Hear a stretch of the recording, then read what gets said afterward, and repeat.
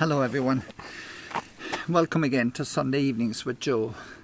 I'm just so happy to be doing this poem that I'm going to do for you tonight. So delighted. I hope you're going to like it.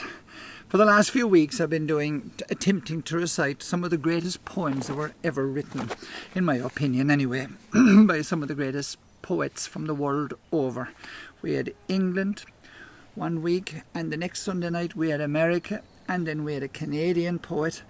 Tonight I'm just so thrilled and honoured to do an Australian poem, and the poet's name was Edward Harrington, and he's dead and gone now for years, but he was just a brilliant poet. God, he could tell a story, he could paint the picture with you, you could feel it. I first heard this poem when I was probably about 7 years of age, and I remember there was a man. He used to go get around our place and he'd be reciting, recitations we'd call them back in the old days. And my father would sometimes bring a few lads home from the pub and they'd be downstairs singing songs. And if this man was there, John Nagle was his name, he'd recite this poem by Edward Harrington called The Kerrigan Boys. At the time, I had no idea where Australia was. I had no dream that I would ever live here, of course, and so you can imagine how exciting it is for me to get to do this poem. And here's to you, John Nagle, wherever you are. He'd be about 150 now.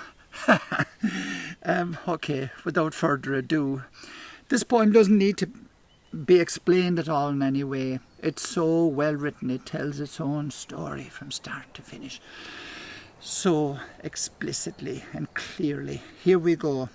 The Kerrigan Boys by Edward Harrington. By Jove, it's hot on the track today. My flannel is soaked with sweat. I think I'll sit in the shade a while and wait for the sun to set. I know of a decent camping place by the river beyond the town, and I'd rather carry my swag through there after the sun goes down. A touch of pride, well, perhaps it is, although I haven't much cause for pride. 16 years to the day, almost, since old man Kerrigan died. 16 years and his place is sold, and the fortune he left us, spent, for the road downhill was an easy road, and that was the way we went. Kerrigan, that was our father's name. He was one of the tough old sort, held by graft as he held by God, and he hated drink and sport. We lads were fond of a bit of fun, though he kept us under the rain. We had to bow to the old man's will, though it went against our grain. But he was kind enough in his hard old way, but we had to earn our keep, driving horses, milking cows, branding, shearing sheep. No wonder we bucked a bit at times, for you know what youngsters are. Mustn't dance at the local hall or drink in Mulligan's bar. Well, those were the orders the old man gave, but we did it just the same. Jack was 2 years younger than I, so I was the more to blame. But I often thought, had he been less hard, left us a bit more free, might have been better for him perhaps, and better for Jack and me. And then the old man dropped in the yard one day where we had the weaners penned. We picked him up and carried him home, but we knew it was the end. Neighbours gathered from miles around. He hadn't a single foe, and the crowd that stood o'er the open grave spoke well of the man below. We grieved a lot for our father's death, though he left us wealthy men. If we hadn't have known what he meant to us, we realised it then. You see, our only sister had died at birth. Our mother was long since dead, and we found we were the only heirs when the old man's will was read. Just a couple of country lads, never been off the farm, been held in check from our boyhood up by the weight of the old man's arm. We were good in the saddle and fair with our fists, with a touch of the old man's pride. But the neighbours muttered and shook their heads when old man Kerrigan died. And hard and all as the old man was, for years he'd kept a stud, for the love of a horse, for the horse's sake, is strong in the Irish blood. But breeding was just a hobby for him. sort of a harmless craze, though I'd often thought he'd had his fling back in his younger days. Then we got mixed up with the racing crowd, started to go the pace, forgot the sound of the old man's voice and the frown on his rugged face. For the road downhill, it's an easy road, and it ends with a swift descent. We were just youngsters, a reckless pair, but that was the way we went. Then we staked for a win on the Chester colt, on the strength of a trial he showed. But someone had got to the boy on top. We could tell by the race he rode. Lost 10 lengths, finished last.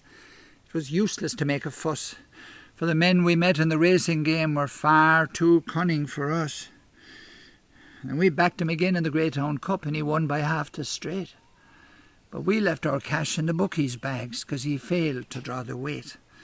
We cursed the jockey, we cursed the horse, we sold him there and then. We'd had enough of the racing game, the ways of the racing men. But we could have got out of trouble still had we turned our hands to the plough. But the life of leisure and cards and drink had got the grip on us now. You can call it flashness or call it pride or simply a want of sense. But the publicans and the auctioneers grew wealthy at our expense. We sat and drank in Mulligan's pub. We gambled the whole night long. We dealt in cattle, we dealt in sheep. Sure, most of the deals went wrong. But as long as the banks would cash our cheques, we didn't care what we spent, for the road downhill was an easy road. And that was the way we went.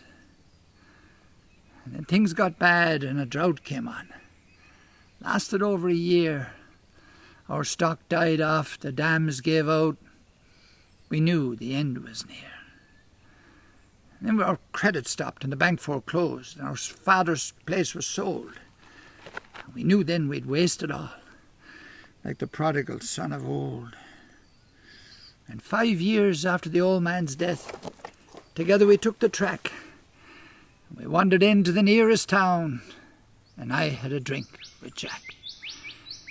And he wished me luck and shook my hand. I could tell he was close to tears. And I never laid eyes on Jack since then, or heard of him now for years. Somewhere out to the west of Burke, he's humping his swag, maybe, tramping along in the broiling sun, cursing himself and me. But I'd give 2 years of my worthless life, though it may not last that long, for one more look in his honest face, one grip of his fingers strong. Well, that's the tale of the Kerrigan Boys, and the moral is near the end. You'll always have lots of friends at hand, as long as you've cash to spend. We had our chance. We played the fool. It's too late now to repent, for the road downhill was an easy road. And that was the road we went. Edward Harrington wrote that, and it's called The Kerrigan Boys. Ladies and gentlemen, boys and girls, thank you so much for spending your Sunday evening with Joe. And we'll do it all again next week, Lacuna Day. And in the meantime, be kind to one another. You hear me now? I'll be watching you. Love to all.